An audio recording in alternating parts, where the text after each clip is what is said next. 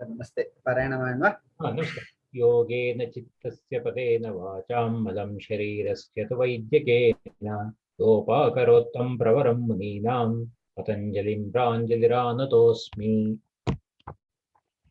अथ साधनपादः तपस्वाध्याय ईश्वरप्रणिधानानि क्रियायोगः समाधिभावनार्थः क्लेशतनूकरणार्थश्च अविद्या अस्मिता रागद्वेषा अभिनिवेशाः पञ्चक्लेशाः अविद्या क्षेत्रम् उत्तरेषां प्रसप्ततन विच्छिन्नोदाराणाम् अनित्याशुषि दुःखान् अनात्मसु दुःख अनात्मसु नित्यशुचि सुखात्मा ख्याति हि अविद्या दृग्दर्शन शक्योः एकात्मता इव अस्मिता सुखानुशयी रागः दुःखानुशयी द्वेषः स्वरसवाही विदुषोऽपि तथा रूढो अभिनिवेशः ते प्रति प्रसवहेयाः सूक्ष्माः ध्यानहेयास्तद्वृत्तयः क्लेशमूलः कर्माशयो दृष्टादृष्टजन्मवेदनीयः सतिमूले तद्विपाको जात्यायुर्भोगाः ते परिताप फलाः पुण्यापुण्यहेतुत्वात् परिणामतापसंस्कार दुःखैः गुणवृत्तिविरोधाच्च दुःखमेव सर्वं विवेकिनः हेयं दुःखम् अनागतं द्रष्टृदृश्ययोः संयोगो हेयहेतुः प्रकाशक्रियास्थितिशीलं भूतेन्द्रियात्मकं भोगापवर्गार्थं दृश्यं विशेषाविशेषलिङ्गमात्र अलिङ्गानि गुणपर्वाणि दृष्टादृशिमात्रः शुद्धोऽपि प्रत्ययानुपश्यः तदर्थ एव दृश्यस्य आत्मा कृतार्थं प्रति नष्टम् अपि अनष्टं तदन्यसाधारणत्वात् स्वस्वामिशक्योः स्वरूपो उपलब्धिहेतुः संयोगः तस्य हेतुः अविद्या तदभावात् संयोगाभावो हानं तदृशेः कैवल्यं विवेकख्यातिः अविप्लवा हानोपायः तस्य सप्तधा प्रान्तभूमिः प्रज्ञा योगाङ्गानुष्ठानात् अशुद्धिक्षये ज्ञानदीप्तिः आविवेकाख्यातेः यमनियमासन प्राणायाम प्रत्याहार धारणा ध्यान समादयोः अष्टावङ्गानि अहिंसा सत्या अस्तेय ब्रह्मचर्य अपरिग्रह यमाः जातिदेशकाल समयान् अनवच्छिन्नाः सार्वभौम महाव्रतं शौच संतोष तपस्वाध्याय ईश्वर प्रणिधानानि नियमाः वितर्कबाधने प्रतिपक्षभावनम् वितर्क हिंसादयः कृतकारिता अनुमोदिता लोभक्रोध मोहपूर्वका मृदुमध्यादिमात्रा दुःखाज्ञानान् अनन्तफला इति प्रतिपक्षभावनम् अहिंसा प्रतिष्ठायां तत्सन्निधौ वैरत्यागः सत्यप्रतिष्ठायां क्रियाफलाश्रयत्वम् अस्तेय प्रतिष्ठायां सर्वरत्नोपस्थानं ब्रह्मचर्य प्रतिष्ठायां वीर्यलाभः अपरिग्रहस्थैर्ये जन्म कथन्था संबोधः शौचात् स्वाङ्गजुगुप्सा परैरसंसर्गः सत्त्वशुद्धि सौमनस्य एकाग्र इन्द्रियजय आत्मदर्शन योग्यत्वानि च संतोषात् अनुत्तमः सुखलाभः कार्येन्द्रिय सिद्धिः अशुद्धिक्षयात् तपसः स्वाध्यायात् अधिष्ठदेवता संप्रयोगः समाधि सिद्धिः ईश्वर प्रणिधानात् सर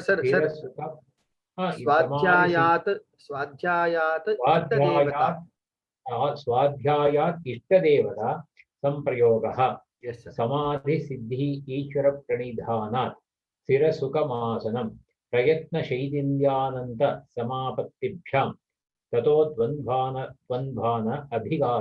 अनभिघातः तस्मिन् सति श्वास प्रश्वासयोः गतिविच्छेदः प्राणायामः वाक्याभ्यन्तर स्तम्भवृत्तिर्देशकाल संख्याभिः परिदृष्टो दीर्घसूक्ष्मः वाक्याभ्यन्तर विषयाक्षेपी चतुर्थः तदक्षीयते प्रकाशावरणं धारणासु च योग्यता मनसः स्वविषया संप्रयोगे चित्तस्य स्वरूपानुकार इव इन्द्रियाणां प्रत्याहारः ततः परमा पश्यतेन्द्रियाणाम्.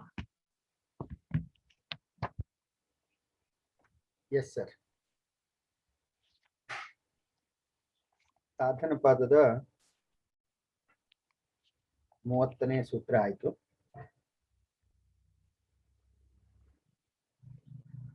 ಮೂವತ್ತೊಂದನೇ ಸೂತ್ರ. 31. ಜಾತಿ ದೇಶಕಾಲ ಸಮಯಾನ್ ಅನವಚ್ಛಿನ್ನಾಃ ಸಾರ್ವಭೌಮ ಮಹಾವ್ರತಂ. ಸಮಯ ಅನವಚ್ಛಿನ್ನ ಅನಚ್ಛಿನ್ನಾಃ ಸಾರ್ವಭೌಮ ಮಹಾವ್ರತಂ. ತತ್ರ ಹಿಂಸಾ ಚ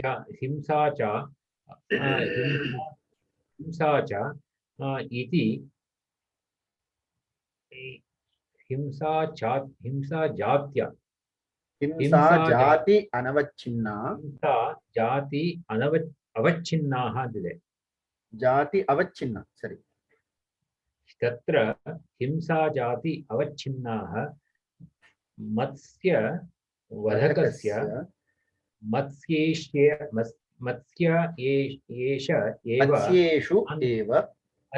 ಮತ್ಸ್ಯೇಷು ಏವ ನಾನ್ಯತ್ರ ಹಿಂಸಾಸ್ಯೈವ ದೇಶ ಅವಚ್ಛಿನ್ನ ನ ತೀರ್ಥೆ ಹನಿಷ್ಯಾಮ್ ಇತಿ ಸೈವ ಕಾಲ ಹನಿಷ್ಯಾಮಿ ಇತಿ ಸೈವ ಕಾಲ ಅವಚ್ಛಿನ್ನ ನ ಚತುರ್ದಶ್ಯಾಂ ನ ಪುಣ್ಯೇ ಹನಿಷ್ಯಾಮೀತಿ ಸೈವ ತ್ರಿಭಿಃ ಉಪರತಸ್ಯ ಸಮಯ ಅವಚ್ಛಿನ್ನಾತ್ ಏವ ಬ್ರಾಹ್ಮಣಾರ್थे ನಾನ್ಯಥಾ ಹನಿಷ್ಯಾಮಿ ಇತಿ. ಯಥಾ ಚ ಕ್ಷತ್ರಿಯಾಣಾಂ ಯುದ್ಧ ಏವ ಹಿಂಸಾ ನಾನ್ಯತ್ರ ಇತಿ. ಏಭಿಃ ಜಾತಿಃ ದೇಶಕಾಲ ಸಮಯೈಃ ಅನವಚ್ಛಿನ್ನಾ ಅಹಿಂಸಾದಯಃ ಸರ್ವಥಾ ಏವ ಪರಿಪಾಲನೀಯಃ. ಸರ್ವಭೂಮಿಷು ಸರ್ವವಿಷಯೇಷು ಸರ್ವತಾ ಏವ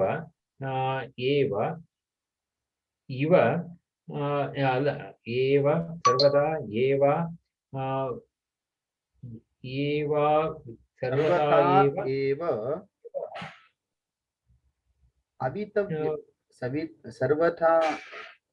ಏವ ಸರ್ವತೈವಾವಿ ವಿತಭ್ಯ ಅಂತ ಇದೆ. ವ್ಯಭಿಚಾರಾಹ ಅಲ್ಲ, ಇಲ್ಲಿ ಒಂದು ತಾಬಿಟ್ಟು ಹೋಗುತ್ತಲ್ಲ, ಸರ್ವತಾ ಏವ ಅವಿತ ವ್ಯಭಿಚಾರಾಹ ಅಂತ ಬರುತ್ತಾ. ಸರ್ವಥಾ ಏವ ಅವಿದಿತ ಆಗ್ಬೇಕದು ಸರ್. ಇಲ್ಲಿ ಪ್ರಿಂಟ್ ಅಲ್ಲಿ, ಈ ಪ್ರಿಂಟ್ ಅಲ್ಲಿ ನೋಡಿ ಸರ್, ಡೆಸ್ಕ್ಟಾಪ್ ಅಲ್ಲಿ ಸರ್ವಥಾ ಏವ ಅವಿದಿತ ವ್ಯಭಿಚಾರ. ಅವಿದಿತ, ಇಲ್ಲಿ ದಿ ಬಿಟ್ಟೋಗಿದೆ. ಸರ್ವಥಾ ಏವ ಇಲ್ಲ ದಿ ಅವಿದಿತ ಅವಿದಿತ ದಿ ಬಿಟ್ಟೋಗಿದೆ.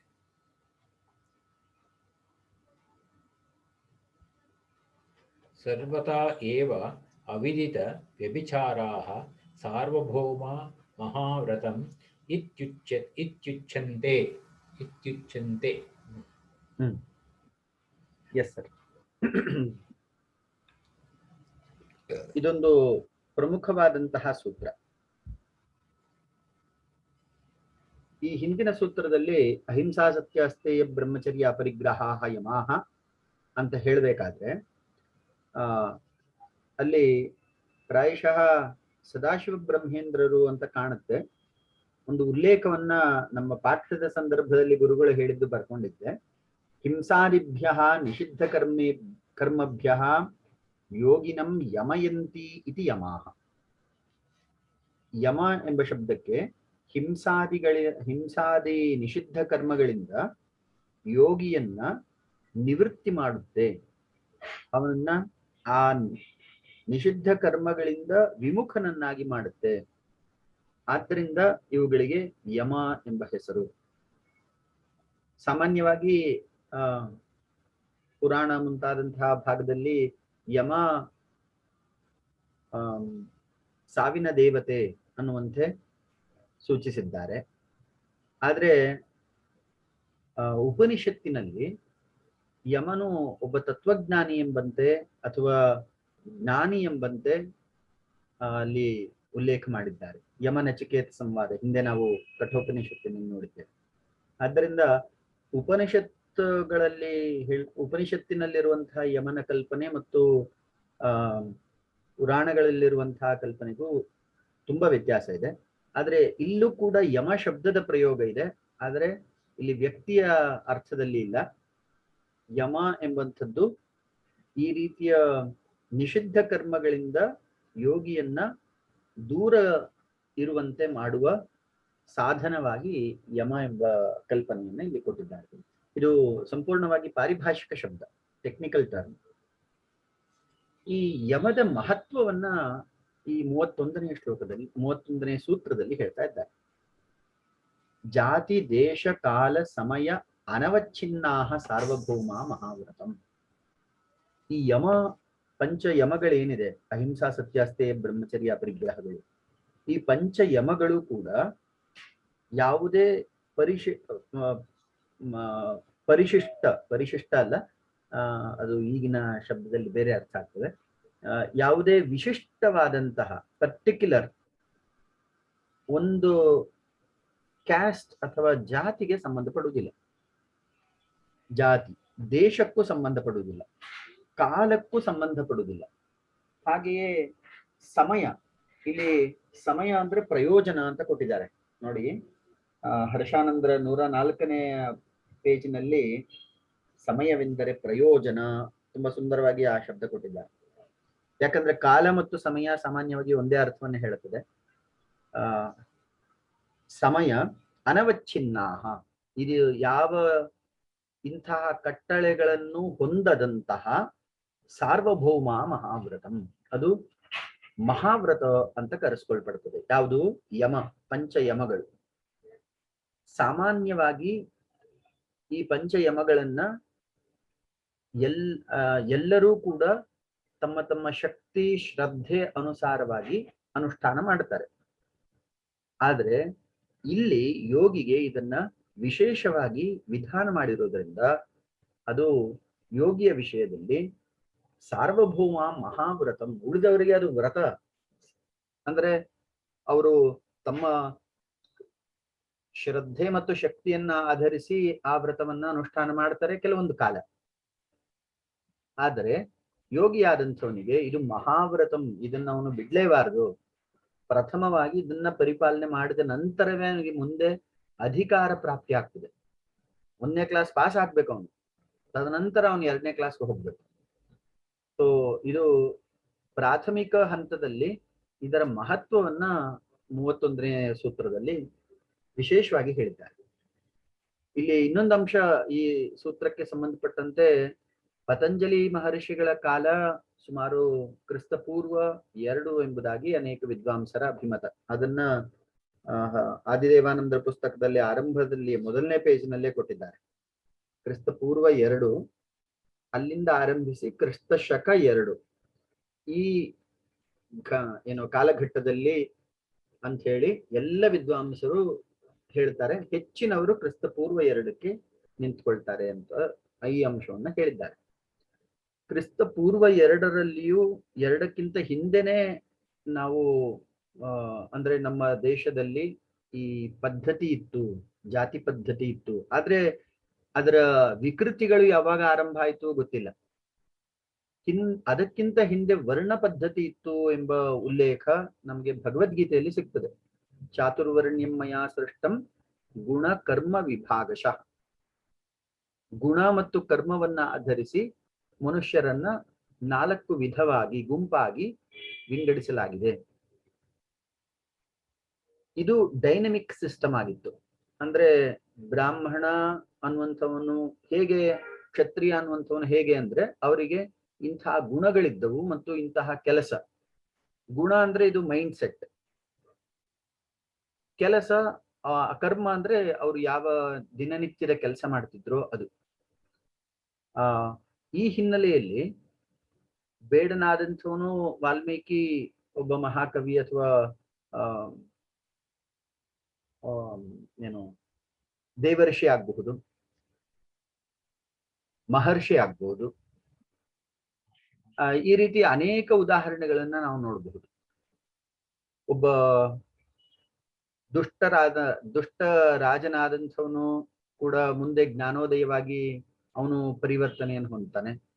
ಕ್ಷತ್ರಿಯ ಕುಲದಲ್ಲಿ ಹುಟ್ಟಿದವನು ಬ್ರಾಹ್ಮಣನಾಗ್ತಾನೆ, ಬ್ರಾಹ್ಮಣ ಕುಲದಲ್ಲಿ ಹುಟ್ಟಿದವನು ಕ್ಷತ್ರಿಯನಾಗ್ತಾನೆ. ಹೀಗೆ ಅನೇಕ ಪರಿವರ್ತನೆಗಳನ್ನ ನಾವು ಗಮನಿಸಬಹುದಾಗಿತ್ತು.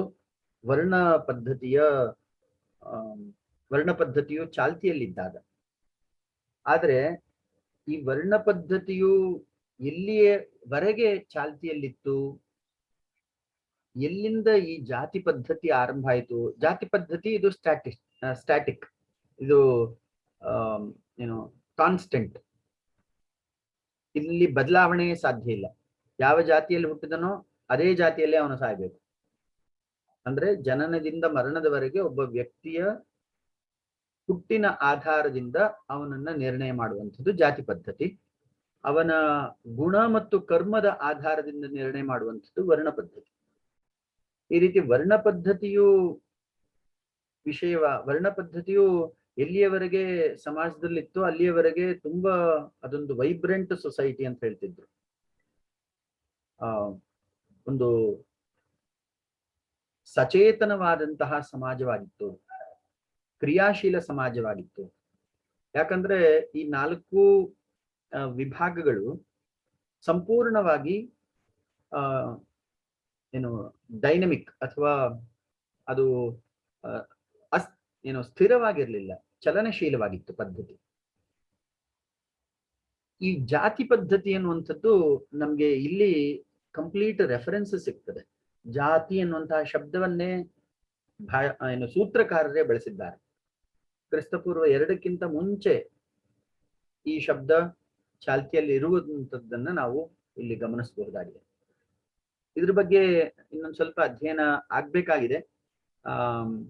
PV ಕಾಣೆ ಅವರು ಹಿಸ್ಟ್ರಿ ಆಫ್ ಧರ್ಮಶಾಸ್ತ್ರಂ ಅಂತ ಒಂದು ಪುಸ್ತಕದಲ್ಲಿ ಒಂದು ಚಾಪ್ಟರ್ನೇ ಇದಕ್ಕೋಸ್ಕರ ಬರೆದಿದ್ದಾರೆ. ಹೇಗೆ ಇದು ಡೈನಮಿಕ್ ಸಿಸ್ಟಮ್ ಆಗಿರುವಂಥದ್ದು ಸೋಷಿಯಲ್ ಹೆಲ್ತ್ಗೆ ಎಷ್ಟು ಕಾಂಟ್ರಿಬ್ಯೂಟ್ ಮಾಡ್ತಾ ಇತ್ತು, ಅಂಡ್ ವೆನ್ ಜಾತಿ system came into existence, what are the benefits and drawbacks, ಇದ್ರ ಬಗ್ಗೆ ಎಲ್ಲ ತುಂಬಾ ವಿಸ್ತಾರವಾಗಿ ಅವರು PV ಕಾಣೆ ಅವರು ಹಿಸ್ಟ್ರಿ ಆಫ್ ಧರ್ಮಶಾಸ್ತ್ರಂ ಎಂಬ ಒಂದು ಅಭೂತಪೂರ್ವ ಪುಸ್ತಕದಲ್ಲಿ ದಾಖಲು ಮಾಡಿದ್ದಾರೆ.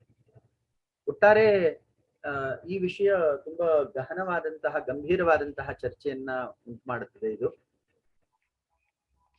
ಇನ್ನೂ ಒಂದು ಹೆಜ್ಜೆ ಮುಂದೆ ಹೋಗಿ ಯೋಚನೆ ಮಾಡಬೇಕಾದಂತಹ ಅನಿವಾರ್ಯತೆ ಇದೆ ಅಂತ ಕಾಣುತ್ತೆ. ತತ್ರ ಅಹಿಂಸಾ ಜಾತಿ ಅವಚ್ಛಿನ್ನಾಃ ಮತ್ಸ್ಯವಧಕಸ್ಯ ಮತ್ಸ್ಯೇಷು ಏವ ನ ಅನ್ಯತ್ರ ಹಿಂಸಾ ಏವ ದೇಶಕಾಲ ದೇಶ ಅವಚ್ಛಿನ್ನಾಃ ನ ತೀರ್ಥೇ ಹನಿಷ್ಯಾಮಿ ಇತಿ ಸೈವ ಕಾಲ ಅವಚ್ಛಿನ್ನಾಃ ನ ಚತುರ್ದಶ್ಯಾಂ ನ ಪುಣ್ಯೇ ಹನಿಷ್ಯಾಮಿ. ಕೆಲವೊಂದು ನಿಯಮಗಳನ್ನು ನಾವು ಮಾಡ್ಕೊಳ್ತೇವೆ ಲೌಕಿಕರಾದಂಥವ್ರು. ಈಗ ಉದಾಹರಣೆಗೆ ಮಾಂಸಾಹಾರ ಭಕ್ಷಣೆ ಮಾಡುವಂಥವ್ರು ಈ ಕೆಲವೊಂದು ವಾರಗಳಲ್ಲಿ ನಾವು ಮಾಂಸಾಹಾರ ಭಕ್ಷಣೆ ಮಾಡುವುದಿಲ್ಲ. ಉದಾಹರಣೆಗೆ ಅವರು ಶುಕ್ರವಾರವೋ ಯಾವುದೋ ಒಂದು ಅವರಿಗೆ ಇಷ್ಟವಾದಂತಹ ದಿನವೋ ಅವರ ಶ್ರದ್ಧೆಗೆ ಅನುಗುಣವಾಗಿ ಇಚ್ಛೆಗೆ ಅನುಗುಣವಾಗಿ ಈ ದಿನ ಈ ತಿಥಿಯಂದು ನಾವು ಆ ಮಾಂಸಾಹಾರವನ್ನ ಸೇವಿಸುವುದಿಲ್ಲ ಎಂಬಂತಹ ನಿಯಮಗಳನ್ನು ಮಾಡ್ಕೊಳ್ತಾರೆ. ಉದಾಹರಣೆಗೆ ಇವತ್ತಿನ ಅಮಾವಾಸ್ಯೆ ಇದೆ. ಇವತ್ತಿನ ಅಮಾವಾಸ್ಯೆಯನ್ನ ಮಣ್ಣೆತ್ತಿನ ಅಮಾವಾಸ್ಯೆ ಅಂತ ಕರೀತಾರೆ. ಈ ಅಮಾವಾಸ್ಯೆ ದಿನದಂದು ಸ್ವಲ್ಪ ನಾವು ಜೈನ ಸಮಾಜದ ಬಗ್ಗೆ ಗಮನ ಹರಿಸಿದ್ರೆ, ಜೈನರು ಯಾರು ಈ ಅಮಾವಾಸ್ಯೆ ದಿನದಂದು ವ್ಯಾಪಾರ ಮಾಡುವುದಿಲ್ಲ, ಎಲ್ಲರೂ ಬಾಗಿಲು ಹಾಕಿರ್ತಾರೆ. ಸಾಮಾನ್ಯವಾಗಿ ಜೈನ ಸಮಾಜದಲ್ಲಿ ಈ ಅಮಾವಾಸ್ಯೆ ದಿನಕ್ಕೆ ಅದೊಂದು ಪದ್ಧತಿಯಾಗಿ ಬೆಳ್ಕೊಂಡು ಬಂದಿದೆ. ಅದರಲ್ಲಿ ಚಿನ್ನ ಬೆಳ್ಳಿಯ ವ್ಯಾಪಾರ ಮಾಡುವವರೇ ಹೆಚ್ಚು ಈ ಸಮಾಜದಲ್ಲಿರುವಂಥವ್ರು. ಅವರಂತೂ ಖಂಡಿತವಾಗಿ ಬಾಗಿಲು ತೆಗೆದಿಲ್ಲ. ಈ ಪ್ರಾವಿಷನ್ ಸ್ಟೋರ್ಸ್ ಈ ತರದ ಕೆಲವೊಂದು ಅಂಗಡಿಗಳು ಅವರು ಜೈನರಾಗಿದ್ರೂ ಕೂಡ ಕೆಲವೊಂದ್ಸಲ ಬಾಗಿಲು ತೆಗಿಬಹುದು ವ್ಯಾಪಾರಕ್ಕೋಸ್ಕರ.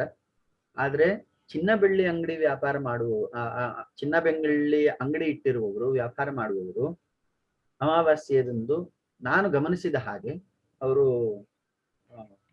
ವ್ಯಾಪಾರ ಮಾಡುವುದಿಲ್ಲ, ಬಾಗಿಲು ತೆಗೆಯುವುದಿಲ್ಲ.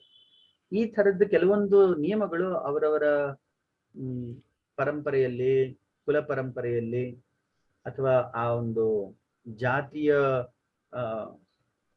ಪ್ರಮುಖರ ಮಾರ್ಗದರ್ಶನದಂತೆ ಈ ತರದ್ದು ಕೆಲವೊಂದು ಬಂದಿರ್ತದೆ.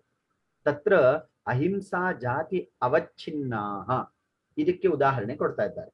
ಮತ್ಸ್ಯವಧಕಸ್ಯ ಮತ್ಸ್ಯೇಷು ಇವ ನ ಅನ್ಯತ್ರ ಹಿಂಸಾ. ಈಗ ಒಬ್ಬ ಮೀನುಗಾರ ಇದ್ದಾನೆ. ಆ ಮೀನುಗಾರ ದಿನ ಮೀನನ್ನ ಹಿಡಿಯುವಂಥದ್ದು, ಅದನ್ನ ಮಾರುವಂಥದ್ದು, ಇದು ಅವನ ವೃತ್ತಿ. ಅನೇಕ ಕುಟುಂಬಗಳು, ಸಾವಿರಾರು ಕುಟುಂಬಗಳು ಮೀನುಗಾರರ ಕುಟುಂಬಗಳು ಇರ್ತವೆ. ಅದರಲ್ಲೂ ವಿಶೇಷವಾಗಿ ಈ ಸಮುದ್ರದ ತೀರದಲ್ಲಿರುವಂತಹ ಪ್ರದೇಶದಲ್ಲಿ, ಮಂಗಳೂರು ಈ ಕೆಲವೊಂದು ಭಾಗಗಳಲ್ಲಿ ಇನ್ನೂ ಹೆಚ್ಚಾಗಿ ಮೀನುಗಾರರು ನೋಡಬಹುದು. ಈ ತರ ಮೀನುಗಾರರಿಗೆ ಅವರ ವೃತ್ತಿ ಅನುಗುಣವಾಗಿ ಮೀನನ್ನ ಕೊಲ್ಲುವಂಥದ್ದು ಅವರಿಗೆ ಪಾಪ ಕರ್ಮ ಅಂತ ಪರಿಭಾವಿಸಲಾಗುವುದಿಲ್ಲ. ಯಾಕಂದ್ರೆ ಅವರ ವೃತ್ತಿಯೇ ಅದಾಗಿರ್ತದೆ, ಅದರಿಂದ ಅವರ ಜೀವನ ನಡೀತಾ ಇರ್ತದೆ. ನೋಡಿ, ಮತ್ಸ್ಯವಧಕಸ್ಯ ಮತ್ಸ್ಯೇಷು ಇವ ನ ಅನ್ಯತ್ರ ಹಿಂಸಾ. ಅವನಿಗೆ ಮತ್ಸ್ಯ ಹಿಂಸೆಯಲ್ಲಿ ಯಾವ ದೋಷವೂ ಇರುವುದಿಲ್ಲ. ಆದ್ರೆ ಮತ್ಸ್ಯವನ್ನು ಹೊರತುಪಡಿಸಿ ಬೇರೆಯ ಹಿಂಸೆಯನ್ನು ಅವನು ಮಾಡಿದ್ರೆ ಆಗ ಅವನು ದೋಷಿಯಾಗ್ತಾನೆ. ಇನ್ನು ಸೈವ ದೇಶ ಅವಚ್ಛಿನ್ನ ನ ತೀರ್ಥೇಶು ಹನಿಷ್ಯಾಮಿ. ಇನ್ನು ತೀರ್ಥೇಶು ನ ಹನಿಷ್ಯಾಮಿ, ಸಾಮಾನ್ಯವಾಗಿ ತೀರ್ಥಕ್ಷೇತ್ರದಲ್ಲಿ ಪುಣ್ಯಕರ್ಮವನ್ನೇ ಮಾಡಬೇಕು, ಪಾಪಕರ್ಮ ಮಾಡಬಾರ್ದು ಎಂಬಂತಹ ಒಂದು ದೃಢವಾದ ಭಾವನೆ ಇದೆ. ಅನ್ಯಕ್ಷೇತ್ರೇ ಕೃತಂ ಪಾಪಂ ಪುಣ್ಯಕ್ಷೇತ್ರೇ ವಿನಶ್ಯತಿ, ಪುಣ್ಯಕ್ಷೇತ್ರೇ ಕೃತಂ ಪಾಪಂ ವಜ್ರಲೇಪೋ ಭವಿಷ್ಯತಿ ಎಂಬಂತಹ ಮಾತಿದೆ. ಬೇರೆ ಕಡೆ ಮಾಡಿದಂತಹ ಪಾಪವನ್ನ ಪುಣ್ಯಕ್ಷೇತ್ರವು ತೊಳೆಯುತ್ತೆ, ಆದ್ರೆ ಪುಣ್ಯಕ್ಷೇತ್ರದಲ್ಲಿ ಮಾಡಿದಂತಹ ಪಾಪ ಅದನ್ನ ನಿವೃತ್ತಿ ಮಾಡ್ಕೊಳ್ಳಿಕ್ಕೆ ಸಾಧ್ಯ ಇಲ್ಲ. ಅದು ವಜ್ರಲೇಪವಾಗ್ತದೆ, ಅದರ ಪರಿಣಾಮ ಘನಘೋರವಾಗಿರುತ್ತದೆ ಎಂಬಂತಹ ಅನೇಕ ಉಲ್ಲೇಖಗಳಿವೆ. ಆದ್ದರಿಂದಲೇ ಪುಣ್ಯಕ್ಷೇತ್ರದಲ್ಲಿ ಸದ್ಭಾವನೆಯಿಂದ ಅತ್ಯಂತ ಸಾಮಾನ್ಯರೂ ಕೂಡ ದುಷ್ಕಾರ್ಯವನ್ನ ಮಾಡಲಿಕ್ಕೆ ಹಿಂಜರಿತಾರೆ. ಆದ್ರೆ ಈಗ ಕೆಲವೊಂದು ವಿಚಾರದಲ್ಲಿ ಶ್ರದ್ಧಾ ಭಾವನೆಗಳು ಕಡಿಮೆ ಆಗಿದೆ ಮತ್ತು ಅದರ ಮಾಹಿತಿಯೂ ಕಡಿಮೆ ಇದೆ ಅನ್ನೋ ಕಾರಣಕ್ಕಾಗಿ ಕೆಲವೊಂದು ಅಪವಾದಗಳನ್ನ ನಾವು ನೋಡಬಹುದು. ಆದರೆ ಇಲ್ಲಿ ಉಲ್ಲೇಖ ನೋಡಿ, ದೇಶ ಅವಚ್ಛಿನ್ನ ನ ತೀರ್ಥೇಶು ಹನಿಷ್ಯಾಮಿ. ಈ ತೀರ್ಥ ಪ್ರದೇಶದಲ್ಲಿ ನಾನು ಯಾವುದೇ ದುಷ್ಕಾರ್ಯವನ್ನ ಮಾಡುವುದಿಲ್ಲ ಅಂತ ಹೇಳಿ ನಿರ್ಣಯ ಮಾಡುವಂಥದ್ದು. ಹಿಂದಿನ ಉದಾಹರಣೆಯಲ್ಲಿ ನಾನು ಮತ್ಸ್ಯವನ್ನು ಹೊರತುಪಡಿಸಿ ಮತ್ಯಾವುದನ್ನು ಕೊಲ್ಲುವುದಿಲ್ಲ ಅಂತ ಹೇಳಿ ಮಾನಸಿಕವಾಗಿ ಒಂದು ವ್ರತವನ್ನೋ ಸಂಕಲ್ಪವನ್ನೋ ಸ್ವೀಕರಿಸುವಂಥದ್ದು. ಇವೆಲ್ಲವೂ ಕೂಡ ಆಯಾ ಕಾಲ ಅಥವಾ ದೇಶಕ್ಕೆ ಸಂಬಂಧಪಟ್ಟಿದ್ದು. ನ ತೀರ್ಥೇಶು ಹನಿಷ್ಯಾಮೀತಿ ಸೈವ ಕಾಲ ಅವಚ್ಛಿನ್ನ ನ ಚತುರ್ದಶ್ಯಾಂ ನ ಪುಣ್ಯೇ ಹನಿಷ್ಯಾಮೀತಿ. ಇನ್ನು ಕೆಲವೊಂದು ದಿನಗಳಲ್ಲಿ ಚತುರ್ದಶಿ ಅಥವಾ ಪುಣ್ಯೇ ಅಹನಿ, ಪುಣ್ಯ ದಿನಗಳು, ಮುಹೂರ್ತ ದಿನಗಳು ಅಂತ ಹೇಳಿ ಈಗ ಕ್ಯಾಲೆಂಡರ್ಲಿ ಹಾಕ್ತಾರಲ್ಲ, ಆ ತರದ ಕೆಲವೊಂದು ಪುಣ್ಯ ತಿಥಿಗಳಂದು ನಾನು ದುಷ್ಕಾರ್ಯವನ್ನು ಯಾವುದನ್ನು ಮಾಡುವುದಿಲ್ಲ ಎಂಬಂತಹ ನಿರ್ಣಯವನ್ನ ಸ್ವೀಕರಿಸುವಂತೆ. ಇದೆಲ್ಲವೂ ಕೂಡ ಕಾಲ ಅವಚ್ಛಿನ್ನಕ್ಕೆ ಬರ್ತದೆ. ಅಂದ್ರೆ ಈ ಕಾಲಘಟ್ಟದಲ್ಲಿ ನಾನು ಈ ಕೆಲಸ ಮಾಡುವುದಿಲ್ಲ ಅಂತ ವ್ರತವನ್ನ ಸ್ವೀಕರಿಸುವುದು. ಸೈವ ತ್ರಿಭಿಹಿ ಉಪರತಸ್ಯ ಸಮಯ ಅನವಚ್ಛಿನ್ನಾತ್ ಏವ ಬ್ರಾಹ್ಮಣಾರ್ಥೇ ನ ಅನ್ಯಥಾ ಹನಿಷ್ಯಾಮಿ.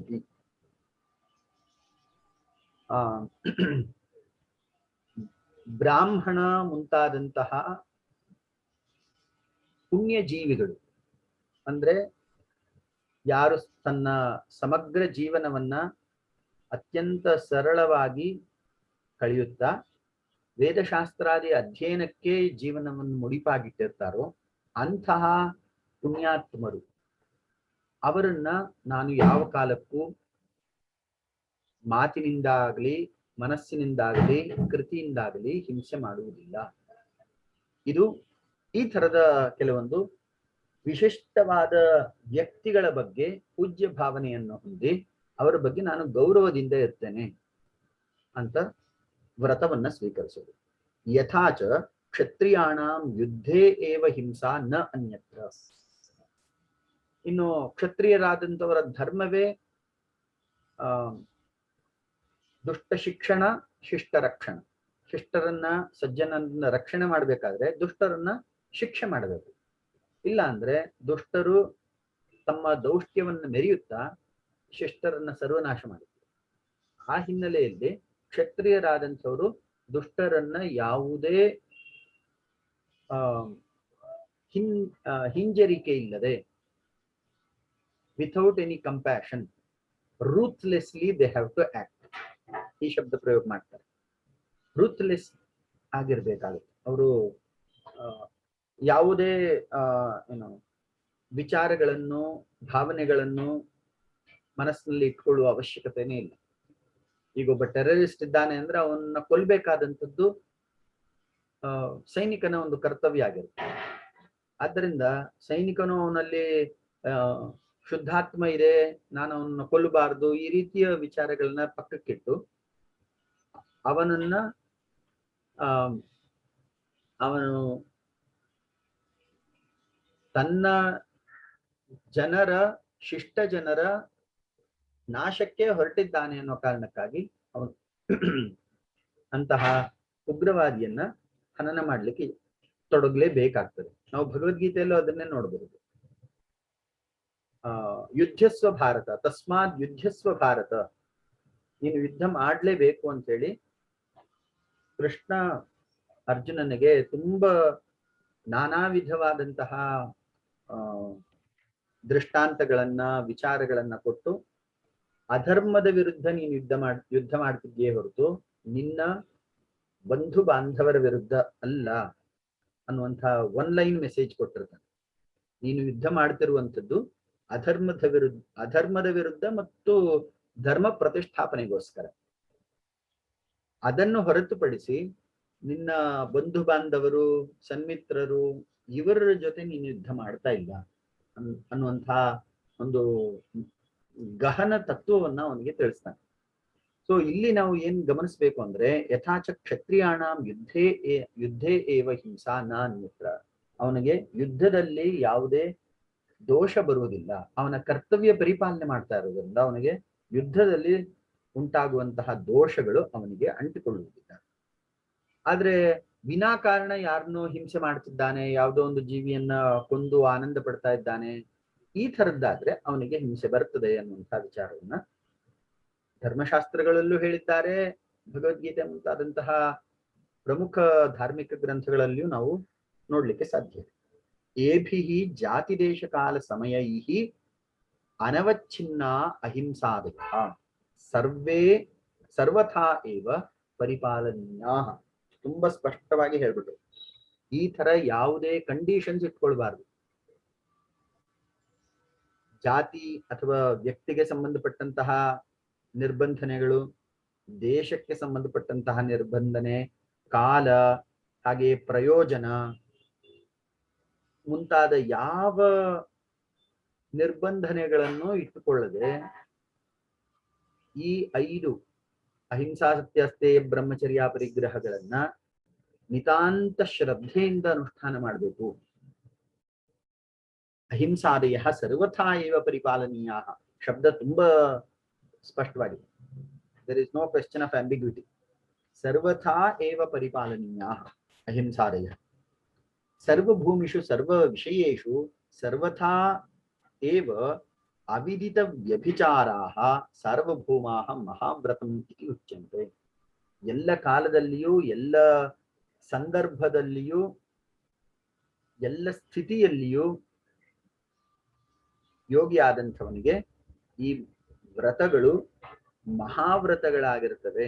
ಆದ್ದರಿಂದ ಮಹತ್ ಶಬ್ದವನ್ನ ಪ್ರಯೋಗ ಮಾಡಿದ್ದಾರೆ. ವ್ಯಾಕರಣದಲ್ಲಿ ಸನ್ ಮಹತ್ ಪರಮೋತ್ತಮೋತ್ಕೃಷ್ಟ ಪೂಜ್ಯಮಾನೈಹಿ ಅನ್ನುವಂತಹ ಸೂತ್ರ ಇದೆ. ಹಿಂದೆ ನೀವು ಸಮಾಸದಲ್ಲಿ ಈ ವಿಚಾರವನ್ನು ಓದಿರ್ತೇವೆ. ಸನ್ ಮಹತ್ ಪರಮ ಉತ್ತಮ ಉತ್ಕೃಷ್ಟಾ ಪೂಜ್ಯಮಾನೈಹಿ ಅರ್ಥೈಹಿ ಸಮಸ್ಯಂತೆ. ನೋಡಿ, ಇಲ್ಲಿ ಮಹಾವ್ರತಂ ಎಂಬಲ್ಲಿ ಮಹತ್ ಶಬ್ದವು ಪೂಜ್ಯಮಾನಂ, ಅತ್ಯಂತ ಆದರಣೀಯ, ಗೌರವಾನ್ವಿತ ಅಥವಾ ಅಭಿವಂದನೀಯ ಮಹಾವ್ರತ, ಅಭಿವಂದನೀಯ ವ್ರತವಾಗಿದೆ ಎಂಬುದಾಗಿ ಇಲ್ಲಿ ಸೂತ್ರಕಾರರು ಬಳಸಿದ್ದಾರೆ, ಭಾಷ್ಯಕಾರರು ಅದನ್ನ ಅನುಮೋದಿಸಿದ್ದಾರೆ. ಹೀಗೆ ಈ ಪಂಚ ವ್ರತಗಳು ಅಥವಾ ಯಮಗಳು ಸಾಮಾನ್ಯನಿಗೆ ವ್ರತವಾದ್ರೆ ಯೋಗಿಗೆ ಅದು ಮಹಾವ್ರತ. ಅವನ ಉಸಿರಾಟದಂತೆ ಈ ವ್ರತಗಳನ್ನ ಅವನು ಎಂದೂ ಬಿಡಬಾರದು ಅನ್ನುವಂತಹ ವ್ರತದ ವಿಶೇಷತೆ, ಯೋಗಿಗೆ ಅದರ ಮಹತ್ವ ಏನು, ಈ ಎಲ್ಲ ವಿಚಾರಗಳನ್ನು ತುಂಬಾ ಸುಂದರವಾಗಿ ಇಲ್ಲಿ ಹೇಳ್ತಾರೆ.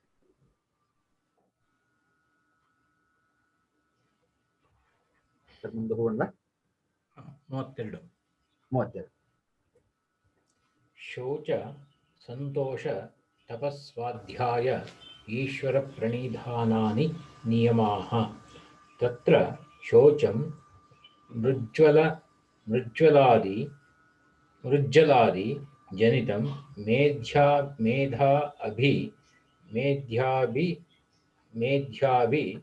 ಅವರಣಾದಿ ಚ ಬಾಹ್ಯಂ ಅವಹರಣಾದಿ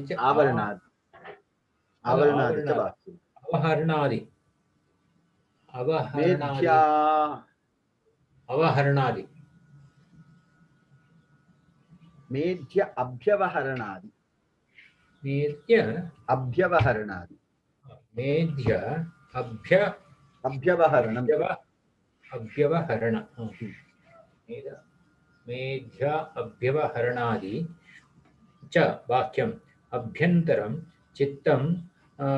ಚಿತ್ತಮಲಾನ್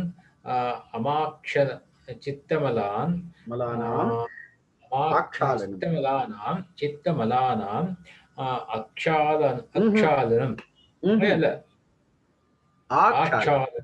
ಆಕ್ಷಾಲನಂ ಸಂತೋಷಃ ಸನ್ನಿಹಿತ ಸಾಧನಾತ್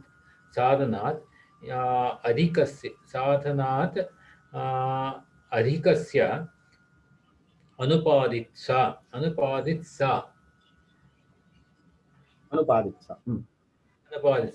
ತಪೋ ದ್ವಂದ್ವಶ್ಚ ಜುಗುತ್ಸಾ ಪಿಪಾಸೆ ಶೀತೋಷ್ಣೆ ಸ್ಥಾನಾಸನೆ ಕಾಷ್ಟ ಮೌನಾಕಾರ ಮೌನೆ ಚ ವ್ರತಾನಿ ಚ ಯೇಷಾಂ ಯಥಾಯೋಗಂ ಕೃಚ್ಛ ಚಾಂದ್ರಾಯಣ ಸಾಂತಾಪನಾದೀನಿ ಸ್ವಾಧ್ಯಾಯೋ ಮೋಕ್ಷಶಾಸ್ತ್ರಾಣಾಂ ಅಧ್ಯಯನಂ ಪ್ರಣವ ಜಪೋ ವಾ ಈಶ್ವರ ಪ್ರಣೀಧಾನಂ ತಸ್ಮಿನ್ ಪರಮಗುರೋ ಸರ್ವಕರ್ಮಾರ್ಪಣಂ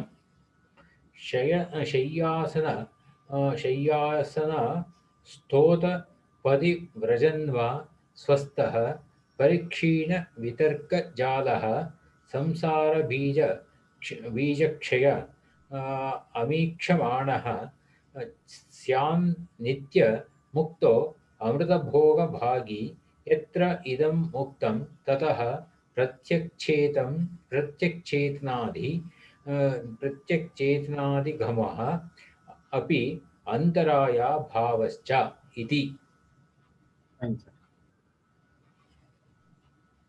ಈಗ ಶೌಚ ಸಂತೋಷ ತಪಸ್ವಾಧ್ಯಾಯ ಈಶ್ವರ ಪ್ರಣಿಧಾನ ನಿಯಮ ಎರಡನೆಯ ಯೋಗಾಂಗ ವಿಚಾರವನ್ನ ಪ್ರಸ್ತಾಪ ಮಾಡ್ತಿದ್ದಾರೆ. ಸೊ ಮೊದಲನೇ ಯೋಗಾಂಗ ಅಹಿಂಸಾ ಸತ್ಯಾಸ್ತೆಯ ಬ್ರಹ್ಮಚರ್ಯ ಪರಿಗ್ರಹ ಯಮಾಹ ತದನಂತರದ ಸೂತ್ರವೇ ಜಾತಿ ದೇಶ ಸಮಯ ಕಾಲ ಅನವಚ್ಛಿನ್ನಾ ಸಾರ್ವಭೌಮ ಮಹಾವ್ರತಂ ಯಮದ ಮಹತ್ವವನ್ನು ಹೇಳುವಂಥದ್ದು. ಇನ್ನು ಎರಡನೇ ಯೋಗಾಂಗದ ನಿಯಮವನ್ನ ಪ್ರಸ್ತಾಪನೆ ಮಾಡುವ ಸಂದರ್ಭದಲ್ಲಿ ನಿಯಮ ಎಂಬ ಶಬ್ದವೂ ಕೂಡ ಪಾರಿಭಾಷಿಕ ಶಬ್ದವು. ಯಮ ಮತ್ತು ನಿಯಮ, ಈ ನಿಯಮಗಳು ಸಂಪೂರ್ಣವಾಗಿ ವೈಯಕ್ತಿಕ ವಿಚಾರ, ಪರ್ಸನಲ್ ಹೈಜೀನ್. ಇವುಗಳನ್ನ ಪಾಲನೆ ಮಾಡಿಕೊಂಡ್ರೆ ವೈಯಕ್ತಿಕವಾಗಿ ಒಬ್ಬನು ಶುದ್ಧವಾಗಿರಬಹುದು ಅಥವಾ ಸ್ವಸ್ಥನಾಗಿರಬಹುದು. ಆದ್ರೆ ನಿಯಮಗಳು ಸೋಷಿಯಲ್ ಬಿಹೇವಿಯರ್, ಮನುಷ್ಯ ಅಥವಾ ವ್ಯಕ್ತಿಗಳು ಸಾಮಾಜಿಕವಾಗಿ ಹೇಗೆ ನಡೆದುಕೊಳ್ತಾರೆ ಅನ್ನೋದನ್ನ ಅದು ಹೆಚ್ಚು ಪ್ರತಿಫಲಿಸ್ತದೆ. ಆದ್ರಿಂದ ಮೊದಲು ಸಾಮಾಜಿಕ ವಿಚಾರವನ್ನ ಹೇಳಿ, ಸಾಮಾಜಿಕವಾಗಿ ಯೋಗಿ ಆದಂಥವನಿಗೆ ಎಂತಹ ಬದ್ಧತೆ ಇರಬೇಕು ಅಥವಾ ಅವನು ಹೇಗೆ ನಡ್ಕೊಳ್ಳುವುದ್ರ ಮೂಲಕ ಸಮಾಜದಲ್ಲಿ ಅವನಿಗೂ ಸ್ಥಾನಮಾನಗಳು ಬರ್ತದೆ, ಸಾಮಾಜಿಕ ಹಿತವನ್ನು ಕಾಪಾಡಿದಂತೆ ಆಗ್ತದೆ. ಇಲ್ಲಿ ಎರಡೂ ರೀತಿಯ ಪ್ರಯೋಜನ ಇದೆ. ಒಬ್ಬ ವ್ಯಕ್ತಿ ಯಮವನ್ನ ಸರಿಯಾಗಿ ಅನುಷ್ಠಾನ ಮಾಡ್ತಿದ್ದಾನೆ ಅಂದ್ರೆ ಆ ವ್ಯಕ್ತಿಯ ಬಗ್ಗೆ ಸಮಾಜದಲ್ಲಿಯೂ ಗೌರವ ಮೂಡ್ತದೆ. ಅಂತಹ ವ್ಯಕ್ತಿಯ ನಡತೆ ಸಮಾಜಕ್ಕೆ ಒಂದು ಮಾದರಿ ಆಗ್ತದೆ. ಅದನ್ನ ಭಗವದ್ಗೀತೆಯಲ್ಲಿ ಕೃಷ್ಣ ಹೇಳ್ತಾನಲ್ಲ, ಯದ್ಯದಾಚರತಿ ಶ್ರೇಷ್ಠ ತತ್ತದೇವೇತರೋ ಜನಃ ಸಯತ್ ಪ್ರಮಾಣಂ ಕುರುತೆ ಲೋಕಸ್ತದನು ವರ್ತತೆ. ಸಮಾಜದ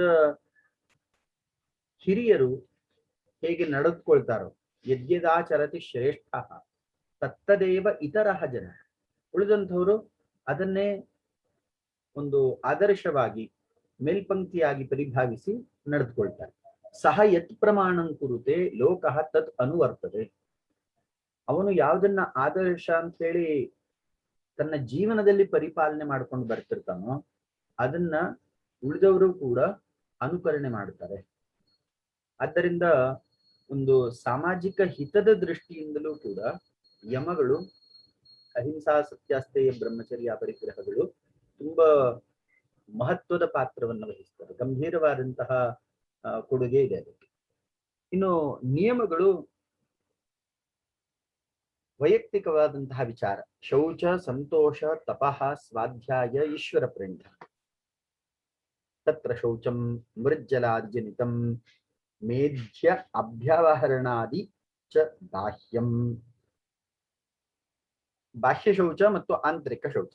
ಬಾಹ್ಯ ಶೌಚ ಅಂದ್ರೆ ನಮ್ಮ ಶರೀರವನ್ನ ಸ್ವಚ್ಛವಾಗಿಟ್ಕೊಳ್ಳುವಂಥದ್ದು, ನಿತ್ಯ ಸ್ನಾನ ಮಾಡುವಂಥದ್ದು. ಯೋಗಿ ಆದಂಥವರು ಸಾಮಾನ್ಯವಾಗಿ ಶಾರೀರಿಕ ಶೌಚವನ್ನ ತುಂಬಾ ಗಂಭೀರವಾಗಿ ಪರಿಗಣಿಸಿ ಅದರ ಪಾಲನೆ ಮಾಡ್ತಾರೆ. ಆದ್ರೆ ಇಲ್ಲೊಂದು ವಿಚಾರವನ್ನ ಅನುಭವದ ಹಿನ್ನೆಲೆಯಲ್ಲಿ ಸ್ವಲ್ಪ ಹಂಚಿಕೊಳ್ಬೇಕು. ಕೆಲವೊಂದು ಕಾಲ ನಾನು ಜೈನ ಸನ್ಯಾಸಿಗಳಿಗೆ ಪಾಠ ಮಾಡುವಂತಹ ಅವಕಾಶವನ್ನು ಹೊಂದಿದ್ದೆ. ಆ ಸಂದರ್ಭದಲ್ಲಿ ಅವರು ಕಟ್ಟುನಿಟ್ಟಾಗಿ ಪಾಲನೆ ಮಾಡುವಂತಹ ಅಹಿಂಸಾ ವ್ರತವನ್ನ ತುಂಬಾ ಹತ್ತಿರದಿಂದ ನೋಡಿದ್ದಾರೆ. ತಮ್ಮ ಜೀವನದಲ್ಲಿ ಅದು ಪಾಲನೆ ಮಾಡ್ತಾರೆ. ಅವರ ಪ್ರಕಾರ ಜಲದಲ್ಲಿ ಹೆಚ್ಚಿನ ಜೀವಾಣುಗಳಿದೆ, ಆದ್ದರಿಂದ ಅವರು ಜಲವನ್ನ ಅತ್ಯಂತ ಮಿತವಾಗಿ ಸೇವನೆ ಮಾಡ್ತಾರೆ. ತಮ್ಮ ಜೀವಧಾರಣೆಗೋಸ್ಕರ ಸ್ವಲ್ಪ ಜಲ ಎಷ್ಟು ಬೇಕೋ ಅಷ್ಟು ಮಾತ್ರ ಸೇವನೆ ಮಾಡ್ತಾರೆ. ಸ್ನಾನ ಸಂಪೂರ್ಣ ನಿಷಿದ್ಧ ಅವರು. ಮಲಾದಿ ವಿಸರ್ಜನಾ ಸಂದರ್ಭದಲ್ಲಿ ಎಷ್ಟು ಕ್ಲುಪ್ತವಾಗಿ ಬೇಕೋ ಅಷ್ಟು ಕ್ಲುಪ್ತವಾಗಿ ಮಾತ್ರ ಜಲ ಉಪಯೋಗ ಮಾಡ್ತಾರೆ. ಈ ತರ ಕೆಲವೊಂದು ಕಠಿಣ ವ್ರತಗಳನ್ನ ಆಚರಿಸುವಂತವರು ಇದ್ದಾರೆ. ಅದು ಅವರವರ ಇಚ್ಛೆ ಅಥವಾ ಶ್ರದ್ಧೆಗೆ ಸಂಬಂಧಪಟ್ಟಂತಹ ವಿಚಾರ. ಇಲ್ಲಿ ತತ್ರ ಶೌಚಂ ಮೃಜ್ಜಲಾದಿ ಜನಿತಂ. ಬಾಹ್ಯ ಶೌಚ ಮತ್ತು ಆಂತರ ಶೌಚ. ನಾವು ಬಸವಣ್ಣನ ನೆನೆಸ್ಕೊಳ್ಬಹುದು. ಕಳಬೇಡ ಕೊಲಬೇಡ ಹುಸಿಯ ನುಡಿಯಲು ಬೇಡ, ಅನ್ಯರಿಗೆ ಅಸಹ್ಯ ಪಡಬೇಡ, ತನ್ನ ಬಣ್ಣಿಸಬೇಡ, ಇದರ ಹಳಿಯಲು ಬೇಡ, ಇದೇ ಅಂತರಂಗ ಶುದ್ಧಿ, ಇದೇ ಬಹಿರಂಗ ಶುದ್ಧಿ, ಇದೇ ನಮ್ಮ ಕೂಡಲ ಸಂಗಮ ದೇವನಲ್ಲಿರುವ ಪರಿ. ಅಲ್ಲಿ ತುಂಬಾ ಸುಂದರವಾಗಿ ಅಂತರಂಗ ಶುದ್ಧಿ ಮತ್ತು ಬಹಿರಂಗ ಶುದ್ಧಿಯನ್ನ ಹೇಳಿದ್ದಾರೆ. ಆಂತರಿಕ ಶೌಚ ಮತ್ತು ಬಾಹ್ಯ ಶೌಚ ಎರಡನ್ನೂ ಇಲ್ಲಿ ಶೌಚ ಶಬ್ದದಿಂದ ಗ್ರಹಣೆ ಮಾಡಲಾಗಿದೆ. ಮೇಧ್ಯ ಅಭ್ಯವಹರಣಾದಿ, ಪ್ರಾಚೀನ ಕಾಲದಲ್ಲಿ ಮಣ್ಣನ್ನ ಬಳಸಿ ಸ್ನಾನ ಮಾಡ್ತಾ ಇದ್ರು. ಮುಲ್ತಾನಿ ಮಿಟ್ಟಿ ಅಂತ ಈಗ ಕೆಲವೊಂದು ಸೋಪ್ ಬರ್ಲಿಕ್ಕೆ ಶುರು ಆಗಿದೆ. ಮುಲ್ತಾನಿ ಮಿಟ್ಟಿಯಲ್ಲಿ ಸೋಪ್ ತಯಾರು ಮಾಡ್ತಾ ಇದ್ದಾರೆ ಕೆಲವೊಬ್ರು. ಅದು ಮಣ್ಣಿನಿಂದ ತಯಾರಿಸಿದಂತಹ ಸೋಪು. ಆ ಮಣ್ಣನ್ನ ನಾವು ಹಚ್ಚಿಕೊಂಡ್ರೆ ತ್ವಚೆಯಲ್ಲಿರುವಂತಹ ಜಿಡ್ಡಿನ ಅಂಶ, ಆಯಿಲ್ ಕಂಟೆಂಟ್, ಅದು ಎಷ್ಟು ಬೇಕೋ ಅಷ್ಟು ಉಳ್ಕೊಳ್ತದೆ ಅಂತ ಅವರ ಒಂದು ವಾದ. ನಾವು ಸೋಪ್ ಹಚ್ಚೋದರಿಂದ, ಕೆಲವೊಂದು ಸೋಪ್ ಹಚ್ಚೋದರಿಂದ ತ್ವಚೆಯಲ್ಲಿರುವಂತಹ ಜಿಡ್ಡಿನ ಅಂಶ ಸಂಪೂರ್ಣವಾಗಿ ನಾಶ ಆಗ್ತದೆ, ಅದರಿಂದ ಸಮಸ್ಯೆಗಳಾಗಬಹುದು. ಹಿಂದಿನ ಕಾಲದಲ್ಲಿ ಈ ತರದ್ದು ಕೆಲವೊಂದು ವಿಶಿಷ್ಟವಾದಂತಹ ಮಣ್ಣನ್ನ ಸ್ವಚ್ಛತಾ ಸಾಧನವಾಗಿಯೂ ಬಳಸ್ತಾ ಇದ್ರು. ಮೃಜ್ಜಲಾದಿಜಂತಂ ಮೇಧ್ಯ ಅಭ್ಯವಹರಣಾದಿಚ ಬಾಹ್ಯಂ. ಇನ್ನು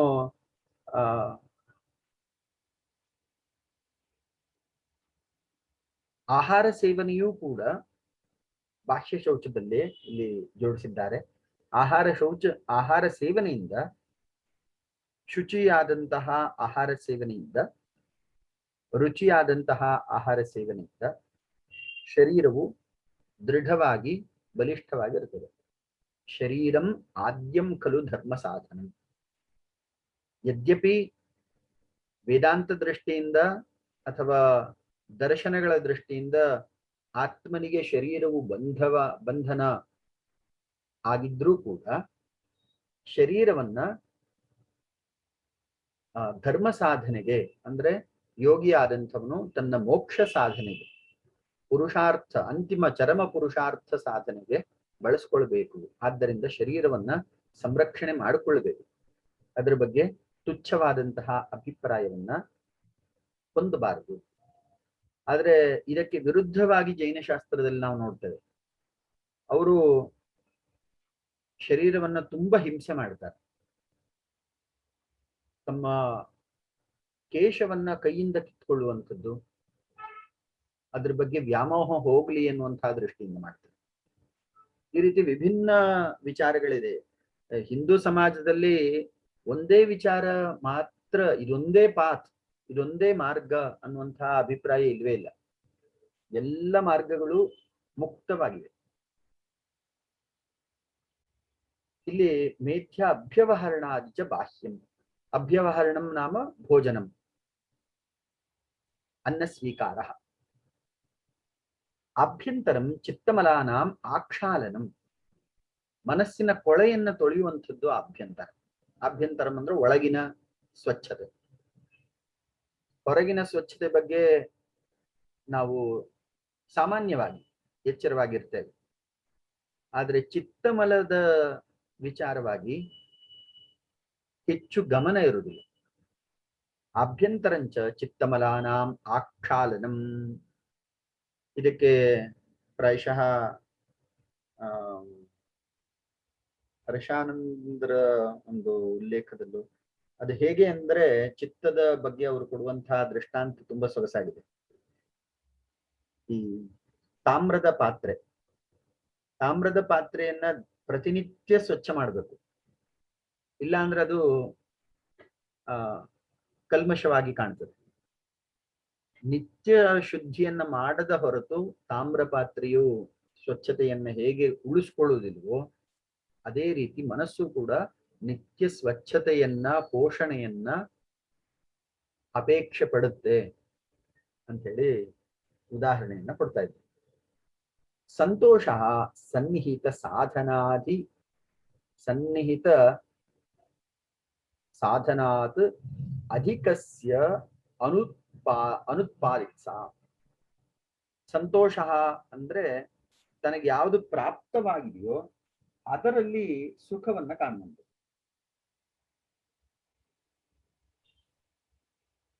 ಅದಕ್ಕೆ ಸಂಬಂಧಪಟ್ಟ ಹಾಗೆ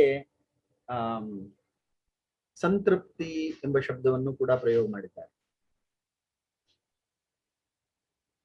ಇನ್ನು ಶೌಚಕ್ಕೆ ಸಂಬಂಧಪಟ್ಟ ಹಾಗೆ ಒಂದು ಸಣ್ಣ ಮಾಹಿತಿಯನ್ನ ಹರ್ಷಾನಂದರ ಪುಸ್ತಕದಲ್ಲಿ ಕೊಟ್ಟಿದ್ದಾರೆ. ಸರ್ವೇಷಾಮೇವ ಶೌಚಾನಾಂ ಅರ್ಥ ಶೌಚಂ ಪರಂ ಸ್ಮೃತಂ ಯೋರ್ಥೇ ಶುಚಿರಿಹಿ ಸ ಶುಚಿಹಿ ನ ಮೃದ್ವಾದಿ ಶುಚಿರ್ಶುಚಿಹಿ. ಅರ್ಥ ಶೌಚ ಇದು ಇಲ್ಲಿ ಮನುಸ್ಮೃತಿಯ ಉಲ್ಲೇಖ. ಈಗಿನ ಕಾಲಕ್ಕೆ ಅತ್ಯಂತ ಪ್ರಸಕ್ತವಾದಂತಹ ವಿಚಾರ.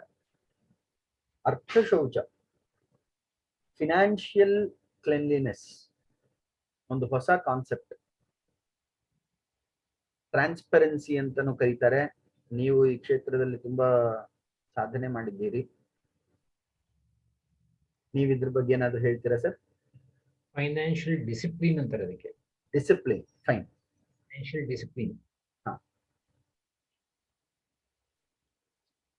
ಅಂದ್ರೆ the person who takes of the financial clean ಅಂತ ನಾವು ಇಲ್ಲಿ ಸ್ವಚ್ಛತೆ ಇರಬೇಕು ಅಥವಾ ಇದು ಹೇಳ್ತೀವಲ್ಲ, ಕೈ ಶುದ್ಧ ಇರಬೇಕು ಅಂತ ಹೇಳ್ತೀವಲ್ಲ, ಹಾಗೆ each person we expect a person should be very clean in clean handed in financial way.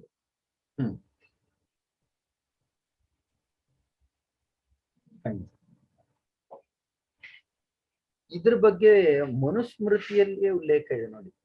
ಅಂದ್ರೆ ಮನುಸ್ಮೃತಿಯ ಕಾಲದಲ್ಲಿ ಕೂಡ ಇದ್ರ ಬಗ್ಗೆ ಒಂದು ಎಚ್ಚರಿಕೆ ಇದೆ. ಆರ್ಥಿಕ ಶೌಚದ ಬಗ್ಗೆ ಅದು ಎಲ್ಲ ಶೌಚಕ್ಕಿಂತ ಮಿಗಿಲು ಅಂತ ಹೇಳುವಂತಹ ಸ್ಥಿತಿಯಲ್ಲಿ ಈ ಉಲ್ಲೇಖವನ್ನು ನಾವು ನೋಡಬಹುದು. ಸರ್ವೇಷಾಮೇವ ಶೌಚಾನಾಂ ಅರ್ಥ ಶೌಚಂ ಪರಂ ಸ್ಮೃತಂ. ಬಾಹ್ಯ ಆಭ್ಯಂತರ ಇದೆಲ್ಲಕ್ಕಿಂತ ಮಿಗಿಲಾಗಿ ಆರ್ಥಿಕ ಶೌಚ ಪ್ರಮುಖ ಅನ್ನುವಂತಹ ವಿಚಾರ. ಯೋ ಅರ್ಥೇ ಶುಚಿಹಿ ಸ ಶುಚಿಹಿ ನ ಮೃದ್ವಾರಿ ಶುಚಿಶುಚಿ.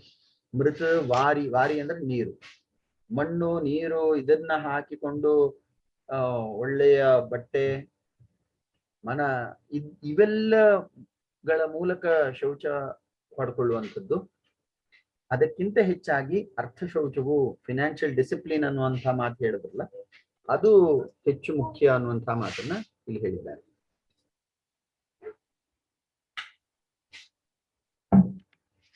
ಮುಂದಿಂದು ತಪಃ ದ್ವಂದ್ವಶ್ಚ ಜಿಗತ್ಸಾ ಪಿಪಾಸೆ ಶೀತೋಷ್ಣೆ ಸ್ಥಾನ ಆಸನೆ ಕಾಷ್ಠ ಮೌನಾಕಾರ ಮೌನೇಚ.